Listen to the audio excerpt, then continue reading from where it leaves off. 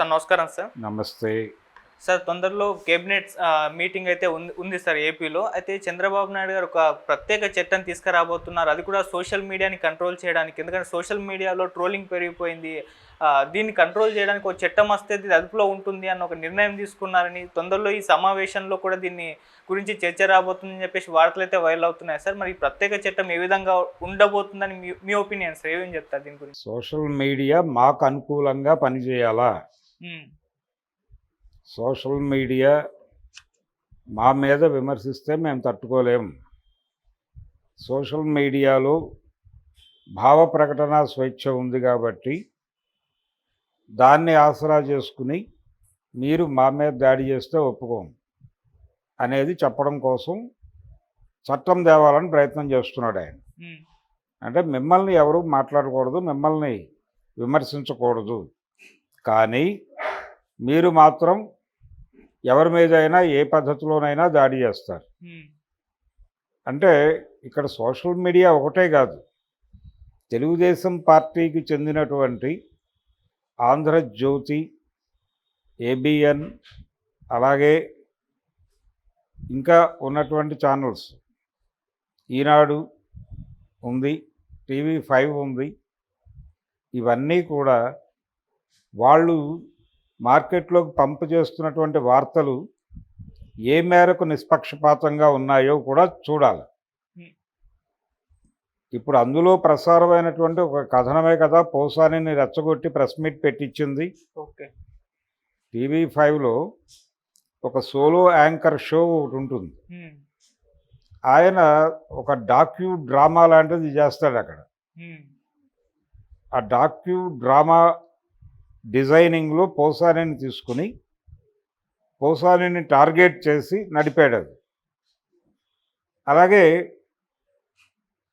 వర్మ గురించి రాసిన సందర్భాల్లో ఇలా ఇతరుల గురించి, భారతి గారి గురించి, అవినాష్ రెడ్డి గురించి ఎన్ని వార్తలు సర్క్యులేట్ చేశారు వీళ్ళు.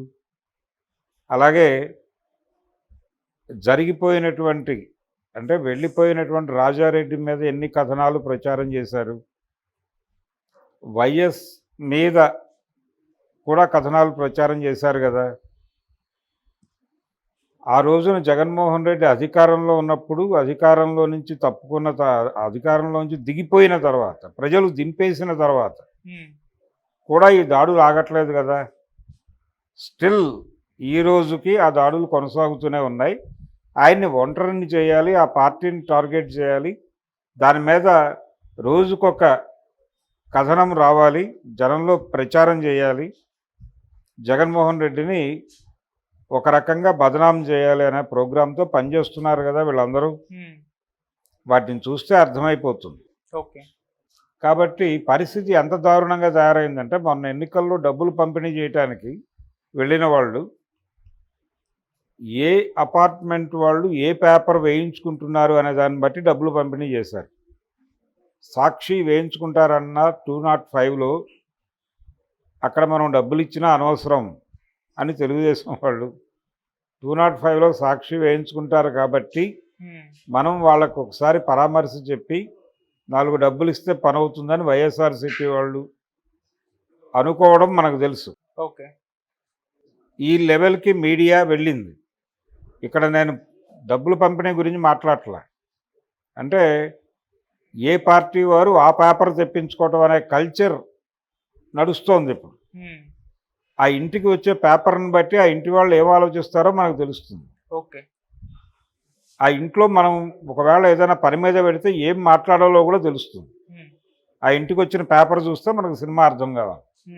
ఒకవేళ సాక్షి, ఆంధ్రజ్యోతి 2 టేబుల్ మీద ఉంటే అక్కడ ఒకలా మాట్లాడాలి. ఆంధ్రజ్యోతి, ఈనాడు ఉంటే ఒకలా మాట్లాడాలి, జ్యోతి ఉంటే ఒకలా మాట్లాడాలి. ఇలా తయారైంది పరిస్థితి. కాబట్టి మీరు కూడా ఉన్నారు ఈ ఏరియాలో. చంద్రబాబు గారు గుర్తించాల్సింది ఏంటంటే, చట్టం తీసుకొచ్చేటప్పుడు వారు కూడా చేసింది అదే. వారికి కూడా సోషల్ మీడియా సైన్యం ఉంది, సోషల్ మీడియా మాఫియా కలదు. లేదు అని చెబితే అది బుకాయింపు, బూటకం మాత్రమే.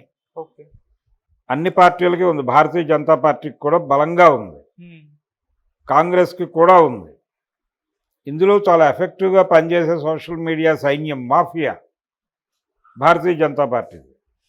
సోషల్ మీడియాలో ఎవరైనా సరే, యూట్యూబ్లో ఎవరైనా సరే వాళ్ళ అభిప్రాయాలకు వ్యతిరేకమైన వీడియో మాట్లాడితే ఇమ్మీడియట్గా రంగంలోకి వచ్చి బెదిరింపులు మొదలైపోతాయి. మీరు మాట్లాడిన అంశం మీద వాళ్ళు వందలాది పేజీల తప్పుడు ఇన్ఫర్మేషన్ని డంప్ చేస్తారు అక్కడ. అధికారిక సమాచారం అనే పేరుతో డంప్ చేసి ఆ పోస్ట్ పెట్టిన వాడిని రెడిక్యూల్ చేస్తారు. ఇది నడుస్తోంది. ఓకే. మీ కూటమి ఎన్డీఏ కూటమిలో సోషల్ మీడియా మాఫియా లేనటువంటి పార్టీ ఏదైనా ఉందా ముందు చెప్పండి. ఆ తర్వాత చట్టం తెండి. అంటే చట్టం తెచ్చేసిన తర్వాత చట్టం ఎందుకు చేస్తున్నాడు ఆయన? తన వ్యతిరేకుల్ని దాన్ని దీనిలోకి తీసుకొచ్చి రాడార్లోకి తీసుకొచ్చి వాళ్ళని లోపలైటానికి. ఇప్పుడు టాడా యాక్ట్ తీసుకొచ్చారు ఆ రోజుల్లో, టెర్రరిస్ట్ యాక్ట్. దాని కింద ఊళ్ళల్లో కరపత్రాలు పంచిపెడుతున్న వాళ్ళ మీద కూడా టాడాలు పెట్టారు. ఓకే. ఇది పరిస్థితి. డెఫినెట్గా చట్టం తీసుకొచ్చేది ప్రతిపక్షాలను అణగదొక్కడానికే, ప్రతిపక్షాలను కంట్రోల్ చేయటానికే. ప్రభుత్వ వ్యతిరేక ఆర్గ్యుమెంట్స్ ఎవరు చేసినా వాళ్ళ చట్ట ప్రకారం నేరస్తులు అవుతారు. అంటే ప్రభుత్వాలకు వ్యతిరేకంగా నియంతృత్వమే, అంతకుమించి ఏమీ కాదు. ఓకే. జగన్మోహన్ రెడ్డి మీద ఏ ఆరోపణలు అయితే వీరు చేశారో అవే వీరు చేస్తున్నారు. ఇప్పుడు వాటినే ఆచరిస్తున్నారు. జగన్మోహన్ రెడ్డి ఏం చేశాడో వీళ్ళు అదే చేస్తున్నారు.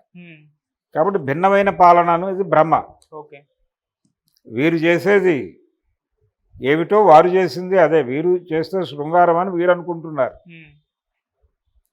ఆ రోజున వారు కూడా అదే అనుకున్నారు, వారు చేసేదే శృంగారం అని.